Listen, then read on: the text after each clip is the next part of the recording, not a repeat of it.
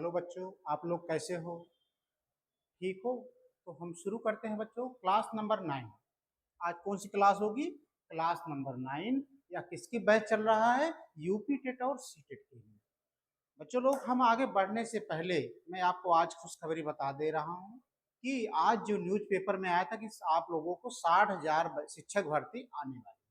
अभी केवल न्यूज में ही आया है कि यूपी में 60,000 शिक्षक भर्ती आने वाली है। उसमें प्राइमरी लेवल भी है और उच्च लेवल भी है। तो टोटल मिला करके 48 और 11 टोटल 60,000 वैकेंसी आने वाली है। अब देखो, इसमें खास बात ये है कि प्राइमरी लेवल पे जो है डीएलएड जो बच्चे कर रखे हैं और उसके संगत जो डिप्लोमा है, और इसके बाद जो उच्च लेवल में है उसमें बीएड मांग रखा है।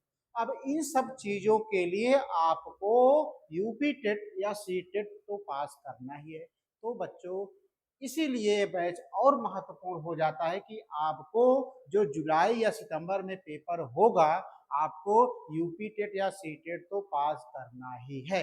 इसलिए बच्चों, आप लोग अब तन मन धन से जुड़ जाइए, क्योंकि यूपी में 60,000 शिक्षक भर्ती आने वाली है। उसके लिए एलिजिबिलिटी क्या है? आपको ठीक है, जो आप कोर्स किए हो, डीएलएड किए हो, बीएड किए हो, वो तो ठीक है, लेकिन उसके बावजूद आपको एक यूपी टेट या सी टेट पास करना पड़ेगा। ये उसमें क्राइटेरिया है। तो बच्चों लोग, अब आप अच्छे सोच विचार करके अब आप लोग जुड़ जाइए हमारे वनडे कोचिंग यूट्यूब चैनल पे। और जो एक क्लासें लगातार चल रही हैं, आप इसको अटेंड करिए, चीजों को समझिए। ये तो अब तो पास करना जरूरी है। ठीक है, तो चलो हम आज शुरू कर रहे हैं क्लास नंबर 9। ठीक है, जो हमारा प्रैक्टिस सेट चल रहा है, आज कौन सी क्लास होगी? Class number 9। चलो,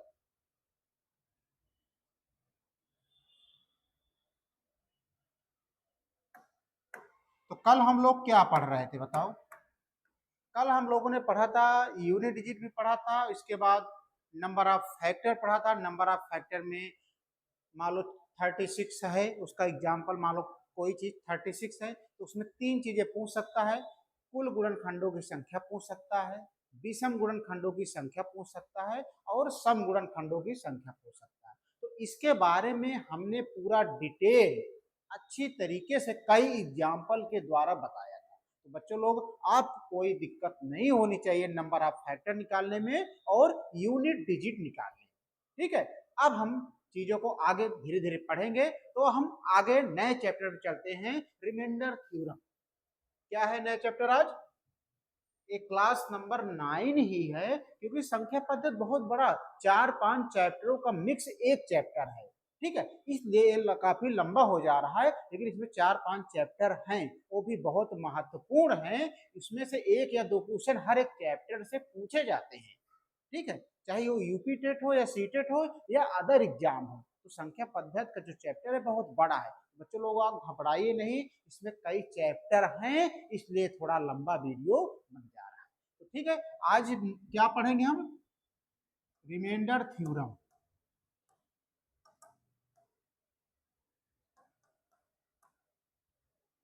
इसको हिंदी में क्या बोलते हैं बताओ? रिमाइंडर थ्योरम को हिंदी में क्या बोलते हैं बच्चों? शेषफल प्रमेय। शेषफल प्रमेय।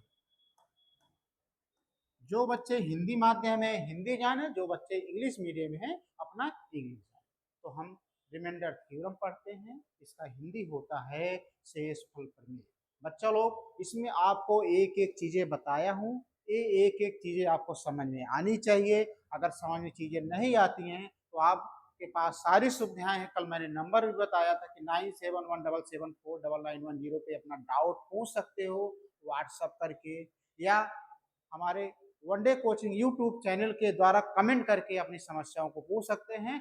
अब आप लोग गंभीर होकर के चीजों में जुट जाएंगे, क्योंकि 60,000 शिक्षक भर्ती आने वाली है। ये आपके लिए खुशखबरी है। उसमें सबसे अनिवार्य है तो आप डीएलएड या बीएड जो भी किए हो तो ठीक है, लेकिन टेट और सुपर टेट और या जो भी यूपी टेट ए पास करना मस्ट है। ठीक है, तो रिमाइंडर थ्योरम आते हैं बच्चों। इसको हम बहुत बेसिक से, इसमें जो बेसिक से पढ़ते हैं, इसमें जो क्वेश्चन पूछे जाते हैं बहुत बेसिक से पूछे जाते हैं, तो ज्यादा घबराने वाली बात नहीं है। हम आते हैं एक एग्जाम्पल के थ्रू। शेषफल प्रमेय में बेसिक क्वेश्चन पूछे जाते हैं, तो हम जब तक एग्जाम्पल के थ्रू नहीं समझाएंगे आप लोग नहीं समझ पाओगे। तो ठीक है, पहला एग्जाम्पल जैसे है मेरे भाई, 25 को 2 से विभाजित करने पर शेषफल क्या होगा। पहला क्वेश्चन है 25 को 2 से विभाजित करने पर शेषफल क्या होगा। रविंदर समझ में आ रहा है बेटा, शेषफल क्या होगा। तो बच्चों लोग आप सिंपल से भाग तो आप देना जानते ही हो कैसे। तो सबसे पहले क्या है, 25 है, ठीक है, 25 को किससे भाग देना है, 2 से, तो 2 से विभाजित करो। तो सारे बच्चे बताएं कि कितना है, कितनी बार जाएगा, एक बार जाएगा, 2 एकम 2, ठीक है, 5 उतारो, 2 दूना 4, तो 5 में 4 गए 1। अब हमारा बताओ इसमें रिमाइंडर क्या आया, रिमाइंडर ए आया। रिमाइंडर मतलब शेषफल, रिमाइंडर का मतलब शेषफल, शेषफल कितना आया, 1 आया। तो इसमें जो क्वेश्चन पूछ रहा है कि 25 को 2 से विभाजित करने पर शेषफल क्या होगा, तो शेषफल हमारा 1 होगा। यही हमारा आंसर है। बच्चों लोग, जो बच्चे अभी नए जुड़े हैं, जिनको थोड़ा बेसिक नहीं मालूम है, ये सब चीजें जान लें, क्योंकि अगर वो क्लास 6, 8, 7, 9 में नहीं पढ़े हैं तो अब वो जान लें। ठीक है, ये बेसिक चीजें हैं, एक छोटे छोटे टर्म आपको समझना जरूरी है। इसी बेसिक से ही क्वेश्चन यूपी टेट या सी टेट में पूछे जाते हैं।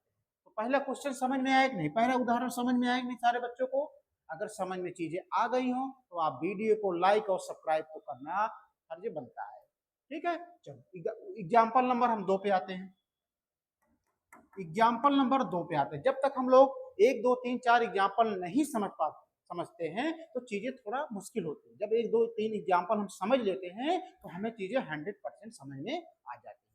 ठीक है, तो एग्जाम्पल नंबर 2 देखो, जैसे 50 को 5 से विभाजित करने पर शेषफल क्या होगा। दूसरा उदाहरण है 50 को 5 से विभाजित करने पर शेषफल क्या होगा। सारे बच्चे बताएं कैसे भाग देते हैं। 50 है, किससे भाग देना है, 5 से, तो कितनी बार जाएगा, 5 10 बार जाएगा, 5 50, तो हमारा रिमाइंडर क्या आ गया, 0 आ गया। हमारा रिमाइंडर कितना आ गया, 0 आ गया। ठीक है, यही उत्तर है, यही उत्तर है। तो पहला उदाहरण क्या है, 25 को 2 से विभाजित करने पर शेषफल क्या होगा, हमारा 1 आएगा। दूसरा उदाहरण मैंने क्या समझाया, 50 को 5 से विभाजित करने पर शेषफल क्या होगा, हमारा शेषफल क्या निकल के आया, 0। ये 2 चीजें क्लियर हुई, बातें कंसेप्ट क्लियर हुआ कि नहीं। हम आगे बढ़े, चलो हम आगे बढ़ते हैं अगले प्रश्न की तरफ।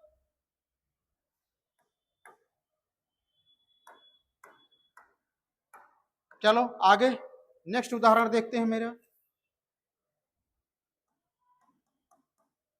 चलो अब कुछ हम चेंज करते हैं। चेंज करने का मतलब क्या है, 47 + 16, 47 + 16 हमें भाग देना है मेरे भाई। 47 + 16 भाग देना है 5 से। ठीक है, 47 + 16 बटे 5 को विभाजित करने पर शेषफल क्या होगा, ऐसे क्वेश्चन बनेगा। 47 + 16 बटे 5 को विभाजित करने पर या सरल करने पर शेषफल क्या होगा, 4 ऑप्शन दिया रहेगा। तो आप कैसे सॉल्व करोगे। तो बहुत सारे बच्चे क्या हैं, इसको दोनों को जोड़ करके तब 5 से भाग देते हैं। तो अब आपको ऐसा करने की जरूरत नहीं है, क्योंकि हम रिमाइंडर थ्योरम इसीलिए पढ़ते हैं कि चीजों को और आसान बना दे। कैसे, अब मेरे भाई इसको अलग अलग लिख सकते हो। अलग अलग मैंने करने का मतलब है कि 47 बटे 5, कोई दिक्कत, प्लस 16 बटे 5, हमने चीजों को अलग अलग रख दिया। अलग अलग मतलब अलग अलग संख्या में लिख दिया। अब बताओ 47 को अगर हम 5 से भाग देंगे तो कितना बढ़ जाएगा, 5 9 45, 7 में 5 गए 2, हमारा रिमाइंडर कितना बचा, 2 बचा। क्लियर, तो यहाँ पे हमारा रिमाइंडर बचा प्लस 2 बचा। ठीक है, अब जब हम 16 को 5 से भाग देंगे तो कितनी बार जाएगा, 5 तिहाई 15, 6 में 5 गए, तो हमारा जो रिमाइंडर बचा 1 बचा। चीजें क्लियर हो गई। तो हमें क्या ज्ञात करना है, हमें रिमाइंडर ही ज्ञात करना है। तो मेरे भाई इसका रिमाइंडर क्या आया है, 2 आया है, बीच में प्लस का साइन है। इसका रिमाइंडर क्या है, 1 आया है। इन दोनों को जोड़ लो, 2 1 3। इसका मतलब क्या हुआ, इन संख्या को जब मैंने सरल किया तो जो हमारा शेषफल पूछ रहा है, शेषफल हमारा 3 आएगा। इस तरह से किसी बच्चों को कोई समस्या, कोई दिक्कत अगर हो तो अभी बता, नहीं तो हम आगे बढ़ते हैं। ठीक है रविंदर, चीजें क्लियर हुई कि नहीं बेटा? चलो अगला क्वेश्चन देखो। और बच्चों इसमें एक चीज और ध्यान दो, इसको नोट करके लिख लो आप, स्टार बना करके। बहुत इंपॉर्टेंट कंसेप्ट है, इसको आप नोट करके लिख लो। शेषफल हमेशा, शेष, इसको डायरी में नोट कर लेना, शेषफल हमेशा उस संख्या से छोटा होना चाहिए, उस संख्या से छोटा होता है जिससे हम विभाजित कर रहे हैं। इसका मतलब समझे कि नहीं रविंद्र? आप नहीं समझ पाए बेटा। शेषफल जो आता है बच्चों, वो हमेशा छोटा होना चाहिए, किससे, जिस संख्या से हम विभाजित कर रहे हैं। जैसे हम संख्या इसमें किससे विभाजित कर रहे हैं, 5 से, तो जो रिमाइंडर हमारा आएगा वो इससे छोटा होगा। अगर छोटा नहीं होगा तो हम दोबारा उसको हम भाग देंगे, तब जो रिमाइंडर आएगा हम उस शेषफल को कंसीडर करेंगे। ठीक है, चीजें क्लियर हुई? चलो अगला उदाहरण देखो। अगला उदाहरण देखो, अगला उदाहरण क्या है मेरे भाई, 39 प्लस 394, 39 प्लस 394 बटे 4 को सरल करके इसका शेषफल ज्ञात करो। ऑप्शन दिया रहेगा ए बी सी डी। अब इसमें कैसे रिमाइंडर निकालेंगे, तो बच्चों लोग जो पुराने हैं, जिनको जानकारी नहीं है, तो अपना हार्ड वर्क वाला क्या करते हैं, 39 प्लस 394 जोड़ करके तब 4 से भाग देते हैं। तो मैंने अभी आपको क्या कंसेप्ट सिखाया हूँ, अलग अलग कर लो चीजों को। तो अलग अलग कैसे करोगे, 39 बटे 4 प्लस 394 बटे 4 कर लिए। अब क्या करते हैं रविंदर, 39 को हम 4 से भाग देंगे, तो 4 9 36, 9 में 6 गए 3, इसका रिमाइंडर क्या बचा, आर बराबर 3 बचा। ठीक है, अब 394 को हम किससे भाग देंगे, 4 से, 4 9 36, 9 में 6 गए 3, 4 4 8 32, हमारा रिमाइंडर आ गया 2। तो इसका जो रिमाइंडर बचेगा मेरे भाई 2 बचेगा। ठीक है, अब दोनों रिमाइंडर को हम जो चिन्ह हो उसके अनुसार हम सरल कर लेते हैं। तो 3 इसका रिमाइंडर आ गया, बीच में प्लस का साइन है, और इसका रिमाइंडर 2 आया। इन दोनों को जोड़ लो तो हमारा जो रिमाइंडर आया 5 आया। अब हमारा एक कंसेप्ट कहता है कि रिमाइंडर हमेशा उस संख्या से छोटा होना चाहिए जिससे हम विभाजित कर रहे हैं। तो मेरे भाई विभाजित तो हम 4 से कर रहे हैं, लेकिन रिमाइंडर हमारा 5 आ रहा है, तो हम क्या करेंगे, यहाँ पे हम दोबारा भाग देंगे जिससे रिमाइंडर छोटा हो जाए। तो मेरे भाई हम 5 में फिर 4 से भाग देंगे, 4 एक 4, 5 में 4 गए 1। अब हमारा जो फाइनल आंसर आया 1 आया। यही हमारा उत्तर हो गया। ये चीजें क्लियर हुई कि नहीं, ईमानदारी से बताना, चीजें क्लियर हुई कि नहीं? इसमें 2 चीजें मैंने लगाया। पहली बार जब रिमाइंडर आया तो 5 आया, तो जब 5 आ गया, लेकिन जो संख्या को हम विभाजित कर रहे हैं उससे बड़ा रिमाइंडर आ गया, तो हम दोबारा भाग दिए तो हमारा रिमाइंडर 1 आ गया। अब जाकर के चीजों को संतुष्ट कर रहा है, यही हमारा फाइनल आंसर हो गया। ठीक है, चीजें क्लियर हुई कि नहीं? चौधरी साहब बताइए, चीजें क्लियर हुई कि नहीं, समझ में आए कि नहीं आए?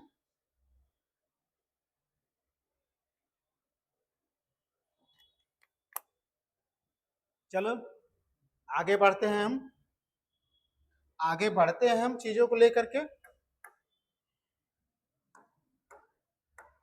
चलो अगला उदाहरण देख लेते हैं हम।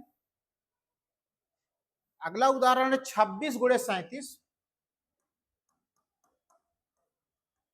26 गुणे 37 बटे 26 गुणे 37 बटे 5 में शेषफल क्या होगा?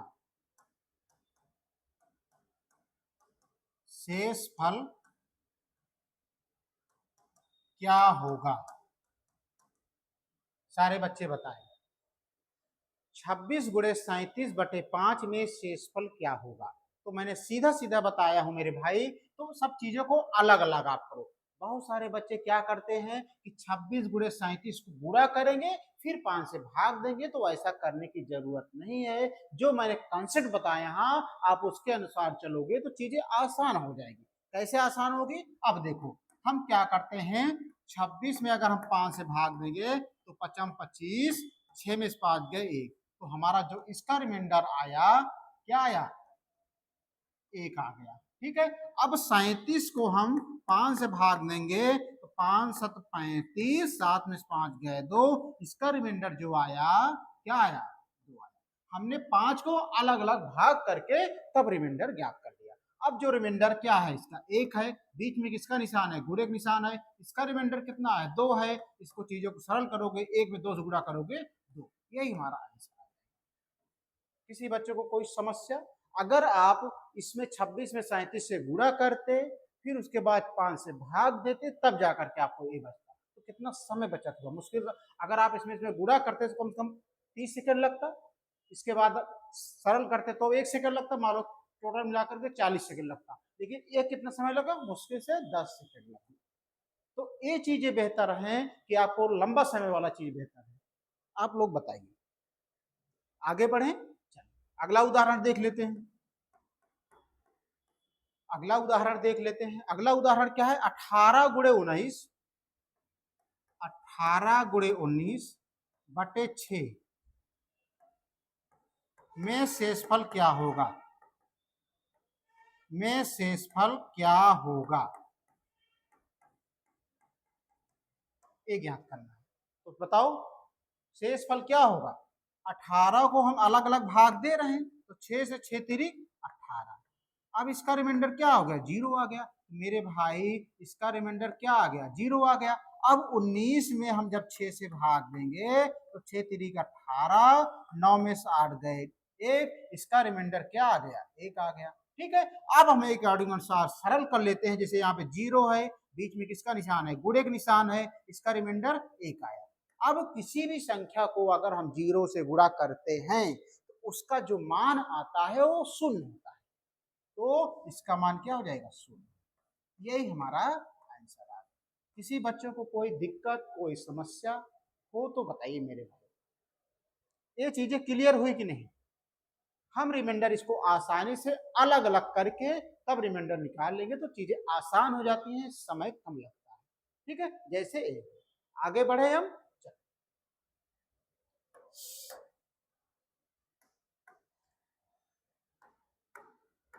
आगे बढ़ते हैं हम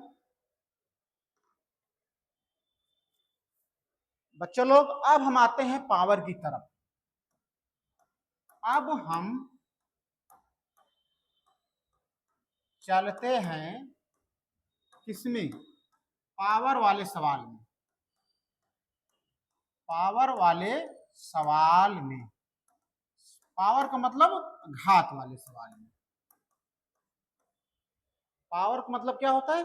घात वाले सवाल में। ठीक है, वो चीजें क्लियर हो गई कि नहीं पुरानी चीजें? तो हम चलते हैं पावर वाले सवाल पे। तो बच्चों पावर वाले सवाल में हम बढ़ने से पहले मैं 2-3 चीजें बता दे रहा हूँ, कंसेप्ट चीजें, इसको आप डायरी में अपना जैसे नोट करते आए हो नोट कर लो। पहला चीज जो है मुख्य तत्व, मुख्य बातें, स्टार बना के लिख लो, स्टार बना के लिख लो। जैसे कोई जैसे रिमाइंडर आ गया -1, इसकी पावर अगर कोई सम है तो हमेशा इसका जो मान होगा प्लस में आएगा। ठीक है, मान लो कोई रिमाइंडर आ गए निगेटिव, क्योंकि रिमाइंडर दो प्रकार के होते हैं, एक पॉजिटिव होता है एक निगेटिव होता है, दो प्रकार के होते हैं।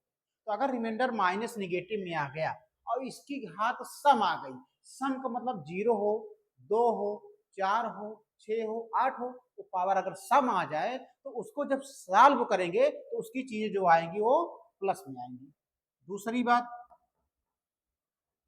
अगर जिसे -1 अगर रिमाइंडर आ गया और इसकी घात अगर विषम है तो जो इसकी वैल्यू आएगी वो हमेशा ऋणात्मक आएगी। क्या आएगी? ऋणात्मक आएगी। यहाँ पे ध्यान देना, कोई रिमाइंडर अगर जैसे माइनस है उसकी पावर अगर सम आ गई तो जो मान आएगा वो हमेशा प्लस में आएगा। दूसरी बात, कोई भी रिमाइंडर अगर जैसे माइनस है अगर उसकी घात विषम संख्या है तो जो उसका मान आएगा वो ऋणात्मक होगा। तीसरी बात क्या है? तीसरी बात ये है, तीसरी बात ये है मेरे भाई, जैसे कोई भी संख्या जिससे प्लस रिमाइंडर आ गया, ठीक है, अगर इसकी पावर सम है या विषम है,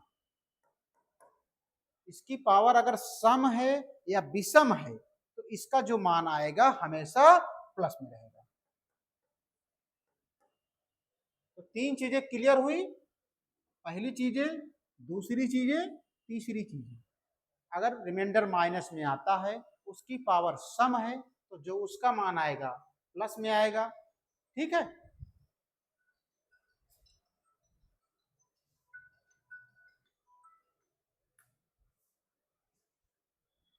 और जैसे कोई रिमाइंडर जैसे माइनस में है अगर उसकी पावर विषम आ गई तो जो उसका वैल्यू आएगा मेरे भाई वो माइनस में आएगा। अगर कोई चीज पॉजिटिव रिमाइंडर है उसकी पावर सम या विषम है तो उसका जो मान आएगा वो प्लस में आएगा। ये चीजें आप गांठ बांध करके डायरी में आप नोट कर लो। अब आते हैं हम क्वेश्चन पे। क्वेश्चन नंबर 1 क्या है देखो। अब क्वेश्चन नंबर 1 क्या है देखो, जैसे 4/3 का पावर 5, 4/3 की घात 5, ठीक है। अब देखो पहले 4 ब्रैकेट बंद की घात 5/3 में शेषफल क्या होगा। सवाल ऐसे पूछेगा में शेषफल क्या होगा, आप लोग बताओ। तो मैंने क्या बताया है ध्यान से समझना। चीजें ये हैं, सबसे पहले 4/3 को सॉल्व करो, यानी 4 को हम 3 से भाग देंगे तो 3 एकम 3, 4 में 3 गए 1, तो हमारा रिमाइंडर कितना आ गया? 1 आ गया। एक प्लस में है कि माइनस में है? एक प्लस में है, तो मेरे भाई यहाँ पे प्लस लिख दो कि पावर क्या है 5। अब बताओ 5 सम है विषम है? ये विषम है, पावर विषम है। अगर कोई भी चीज अगर विषम आता है लेकिन हमारा जो मान है प्लस में है तो कोई दिक्कत नहीं, तो ये हमारा आंसर रिमाइंडर आ जाएगा। ठीक, अब देखो अगर यहीं पे जैसे -1 का पावर 5 होता तो क्या होता भाई? विषम है और भी माइनस है, इसका क्या माइनस ही आता। अब जैसे +1 सम है और विषम है तो क्या आ जाएगा? प्लस ही आ जाएगा। मेरा कहने का मतलब ये है कि अगर जैसे माइनस रिमाइंडर आ गया उसकी पावर विषम है तो उसका मान निगेटिव आएगा, ठीक है। लेकिन यदि रिमाइंडर प्लस में है उसका पावर विषम है उसका मान पॉजिटिव आएगा, ठीक है। तो मेन पंगा जो है वो ऋणात्मक वाले के साथ, ठीक है। अगला उदाहरण देखो।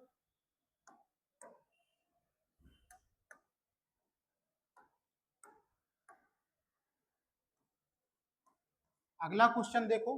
अगला क्वेश्चन है मेरे दोस्त 26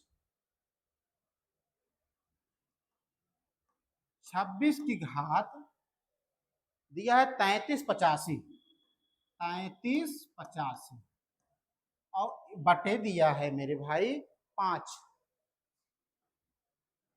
26 ब्रैकेट बंद घात दिया है 3385 बटे 5 में शेषफल क्या होगा? में शेषफल क्या होगा?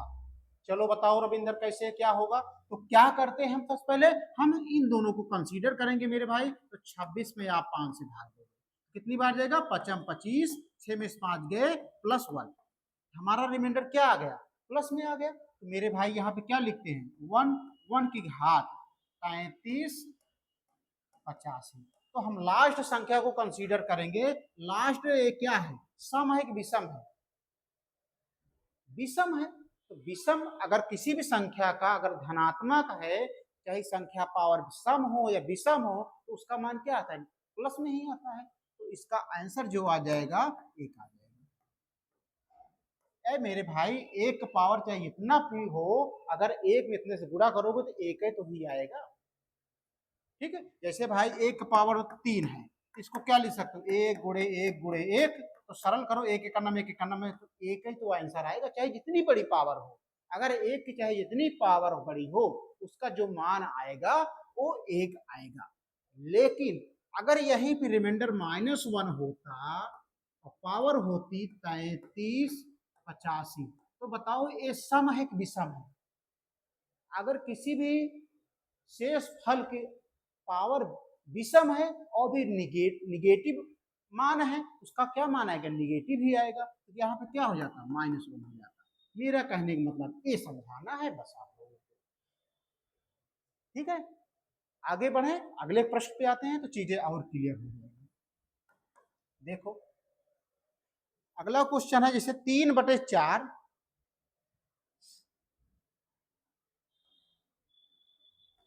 3/4 पावर दिया है मेरे भाई 439 में शेषफल क्या होगा, में शेषफल क्या होगा। अब बताओ, तो सबसे पहले हम क्या करते हैं, अब देखो कहोगे गुरुजी 3 में 4 से भाग देने में बाहर जाएगा नहीं, तो मैंने क्या बताया हूं कि शेषफल निगेटिव में भी होता है और पॉजिटिव में भी होता है। और मेरे कहने का मतलब है कि ऐसे संख्या से भाग दो कि उसके समीप पहुंच जाए, जिससे रिमाइंडर छोटा ही आए। तो मेरे भाई अगर हम 3 में 4 से भाग देंगे तो 4 इक्यावन 4, तो 4 में 3 गए तो -1 आ जाएगा। हम इसके समीप पहुंचते हैं जिससे रिमाइंडर छोटा आ जाए, चाहे वो प्लस में हो या माइनस में हो। हमने एक बार ले गया तो 4 4 आ गया, अब 4 में 3 उल्टा घटाया तो माइनस रिमाइंडर आ गया। तो मेरे बच्चों यहाँ पे हम क्या लिख सकते हैं, -1 की पावर बचेगा 439। अब अगर निगेटिव चीज है, उसका पावर विषम है, तो मान क्या आएगा, निगेटिव ही आएगा। तो यहाँ पे जो शेषफल आ जाएगा -1 आ जाएगा। यही हमारा आंसर आ गया, यही सच्चाई है, यही हम आपको समझाना चाह रहे हैं।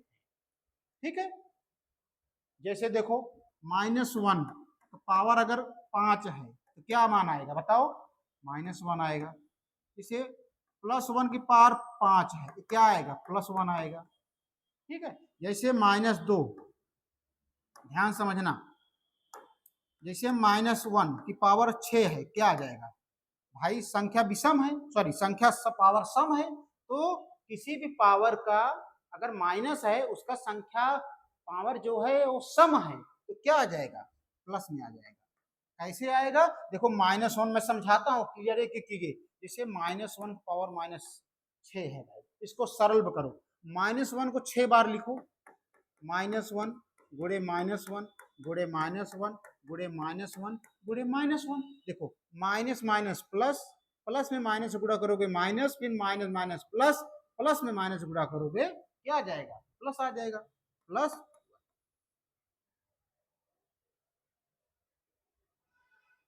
ठीक है, यहाँ पे एक और पूछा, तो हमारा यहाँ पे मान कितना आ गया। यही हमें समझाना था, यही सच्चाई है, यही आपको समझना था। ठीक है, आगे बढ़े हम।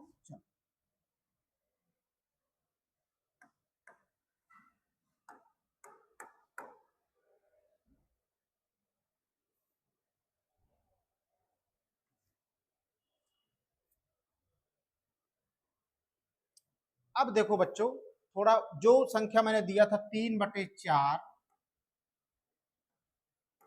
3/4 तो पावर दिया था जो मैंने दिया था 439, ठीक है। इसमें हमारा जो मान आया था -1 तो पावर 439, ठीक है। जब इसका रिमाइंडर आया सॉल्व किया तो -1 आ गया, ठीक है। जब अब आगे बढ़ते हैं, यहीं पे समझना, ठीक है। जब हमारा मान रिमाइंडर ऋणात्मक आ जाए, जब मान ऋणात्मक आ जाए तो इसमें कंडीशन ए है, इस कंडीशन में आप जिस संख्या से भाग दे रहे हो उससे आप उसको घटा दो। तो हम किससे संख्या से भाग दे रहे हैं? 4 से। तो 4 से हम -1 घटा देंगे तो हमारा फाइनल आंसर 3 आ गया। ये हमारा नियम है, ध्यान से समझना। अगर किसी भी संख्या का फाइनल आंसर अगर माइनस में आ जाता है, ठीक है, पावर लगा करके चीजें माइनस में आ गई, तो माइनस न लिख करके हम जिस संख्या से विभाजित कर रहे हैं उस संख्या में से उसको घटा देते हैं, जैसे मैंने यहाँ पे किया, ठीक है। ये चीजें क्लियर हुई कि नहीं? ईमानदारी से बताइए रविंद्र, चीजें क्लियर हुई कि नहीं? हम आगे बढ़ते हैं और एक उदाहरण ले लेते हैं तो चीजें और आसान हो जाएंगी। उदाहरण नंबर जो देखो क्या है, जैसे है 11/12, 11/12 की पावर दिया है मेरे भाई, पावर दिया है 32,947, 32,947 में शेषफल क्या होगा? में शेषफल क्या होगा? आप लोग बताओ, काउंट करके बताओ शेषफल क्या होगा।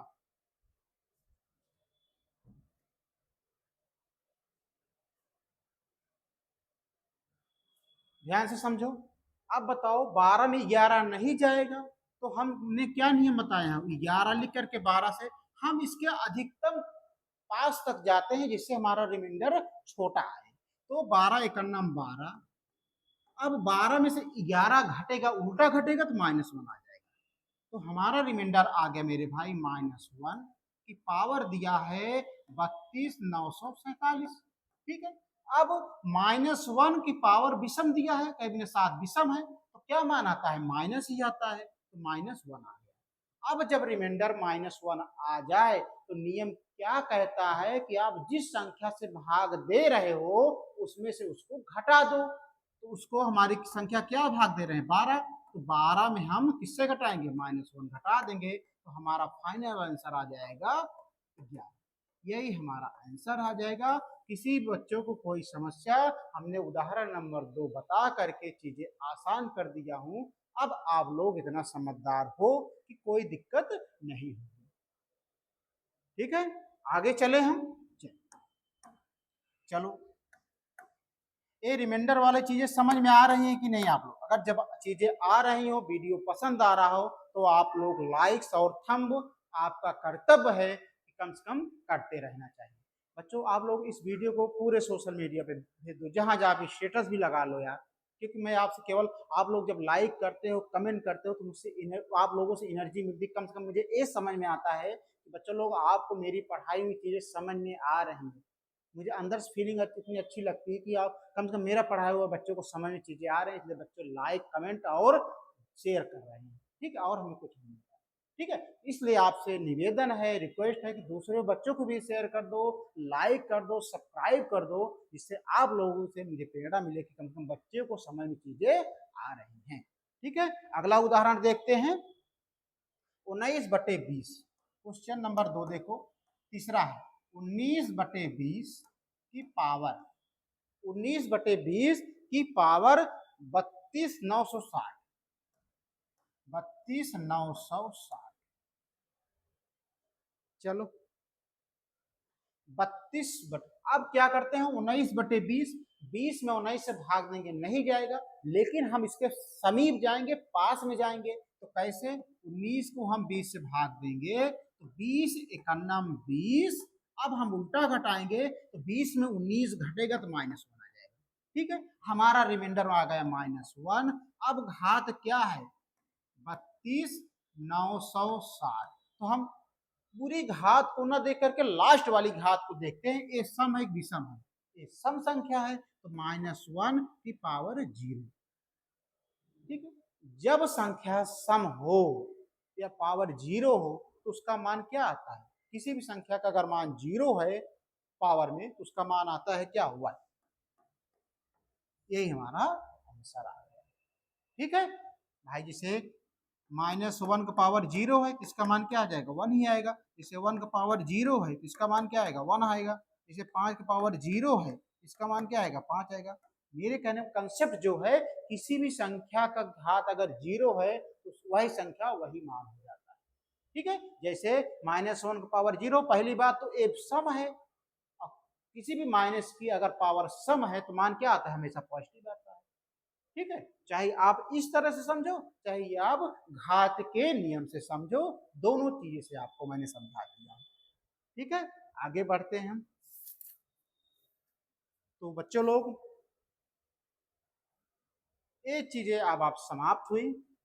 ठीक है, रिमाइंडर थ्योरम इतना बेसिक पूछेगा बच्चों लोग, अब इसमें से आगे कुछ नहीं पूछेगा। चीजें मैंने बेसिक चीजें जो थी आपको समझा दिया हूँ, चीजें क्लियर हो गई हैं। अगर अब इसमें रिमाइंडर थ्योरम से अगर क्वेश्चन पूछता है तो आप लोग इसको लगा लोगे। आप प्रैक्टिस सेट कोई बुक ले लीजिएगा, उसमें से आप लगाइएगा। ये कंसेप्ट समझ करके चीजें आसान है, आप कर लोगे। ठीक है, कोई घबराने वाली बात नहीं। अगर फिर भी दिक्कत होती है तो आप हमारे जो फोन नंबर दिया हूं उस पर आप कमेंट करिएगा, या हमारे यूट्यूब माध्यम से आप उस पर कमेंट करिएगा, मैं आपकी समस्या को दूर करूंगा। तो आपका क्लास नंबर 9 समाप्त होता है बच्चों। कल मिलते हैं क्लास नंबर 10 के साथ। अभी एक और चैप्टर रह गया है, वो PYQ, प्रीवियस ईयर के क्वेश्चन है। इसके बाद वर्ड वाले सवाल हैं जो आपको परेशान करते हैं, और जो भी कुछ बेसिक चीजें हैं सब उसमें कंप्लीट हो जाएंगी। फिर अगले दिन से हम शुरू करते हैं नया चैप्टर। ये बहुत बड़ा चैप्टर रहा बच्चों, ये बड़ा चैप्टर नहीं रहा। क्यों नहीं रहा? क्योंकि संख्या पद्धति में ही बहुत सारे चैप्टर हैं जो अपने आप में बहुत बड़े हैं। ठीक है, तो बच्चों कल मिलते हैं क्लास 10 के साथ। ठीक है, धन्यवाद।